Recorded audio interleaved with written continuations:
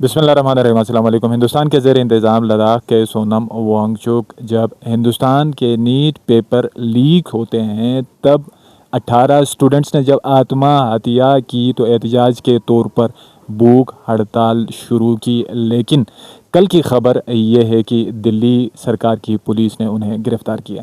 سونم وانگچک ایک ہی وقت میں انجینئر بھی، ماہر تعلیم بھی اور ماحولیاتی کارکن کیسے؟ آخر یہ سونم وانگچک ہے کون؟ 60 سالہ سونم وانگچک ہندوستان کے زیر کنٹرول لداخ میں 1966 میں پیدا ہوئے۔ ابتدائی تعلیم انہوں نے لداخ میں ہی حاصل کی۔ بعد ازاں میکینیکل انجینئرنگ میں گریجویشن کے لیے سری نگر چلے گئے۔ انہوں نے 90 کی دہائی میں میکینیکل انجینئرنگ کی ڈگری مکمل کی۔ آپ اپنے دل پہ ہاتھ رکھ کے بتائیں، آپ پاکستانی ہیں یا ہندوستانی؟ اگر آپ اس وقت میکینیکل انجینئرنگ میں گریجویٹ ہوتے تو کیا فیصلہ کرتے؟ اگر آپ ہندوستانی ہیں تو میکینیکل انجینئرنگ کی ڈگری ہاتھ میں آنے کے بعد آپ یورپ یا امریکہ ضرور چلے جاتے۔ دوسری طرف اگر آپ پاکستانی ہیں تو آپ سرکاری یا پرائیویٹ سیکٹر میں میکینیکل انجینئرنگ کی ڈگری کے ساتھ کوئی ملازمت کر رہے ہوتے۔ لیکن لداخ کے میکینیکل انجینئرنگ سونم وانگچک نے 90 کی دہائی میں ان دونوں راستوں کا انتخاب نہیں کیا، بلکہ انہوں نے چاروں طرف سے پہاڑوں سے گرے ہوئے محدود وسائل کے خطے لداخ میں رہنے کا فیصلہ کیا۔ اور کمال دیکھیں، انہوں نے 3 بڑے کارنامے لداخ کے لوگوں کے لیے سر انجام دیے۔ سب سے پہلے انہوں نے لداخ کے ان بچوں کے لیے جو اسکول اور کالج میں روایتی تعلیم میں فیل ہوتے ہیں ان کے لیے اسکل ڈیولپمنٹ کا ایک ادارہ کھولا، جہاں پہ وہ اسکل سیکھتے تھے اور ساتھ ہی ساتھ اپنے پاؤں پر کھڑا ہونا سکھایا جاتا تھا۔ سونم وانگچک کا دوسرا سب سے بڑا کارنامہ آئس ٹوپا کے موجود ہیں۔ آئس ٹوپا کیا ہوتا ہے وہ میں آپ کو بعد میں بتا دیتا ہوں، لیکن دراصل انہوں نے لداخ میں پانی کے مسئلے کو حل کیا تھا، چونکہ جو لوگ پہاڑی علاقوں میں رہتے ہیں وہ موسم بہار میں پانی کے مشکل کو سمجھ سکتے ہیں، چونکہ لداخ میں سردیوں میں سب سے زیادہ برف باری ہوتی ہے اور موسم بہار میں جب لداخ کے فصلوں کو پانی چاہیے ہوتا ہے تب پانی کی کمی پڑ جاتی تھی۔ اب اس مسئلے کا حل سونم وانگچک نے اس طرح سے نکالا کہ کون شیپڈ برفانی ڈھانچے بنائیں جسے آئس ٹوپا کہتے ہیں۔ ان کی خصوصیت یہ ہوتی ہے کہ یہ آہستہ آہستہ پگھلتے ہیں اور موسم بہار میں کھیتوں کو پانی فراہم کرتے ہیں۔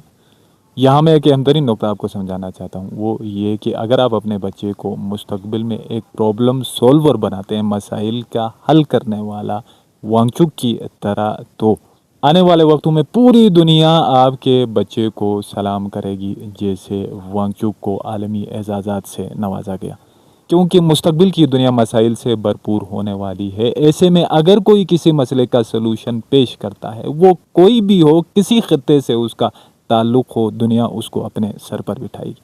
لداخ کے سونم وانگچک کا تیسرا سب سے بڑا کارنامہ وہ یہ کہ کیا کمال کی انجینئرنگ کی انہوں نے لداخ جیسے سرد علاقے کے لیے سولر ایک ایسی ٹیکنالوجی متعارف کروائی، اس کے ذریعے ایسی عمارتیں ڈیزائن کی کہ لداخ کے برفیلے یکبستہ ہواؤں میں بھی وہ گھر گرم ہی رہتے ہیں۔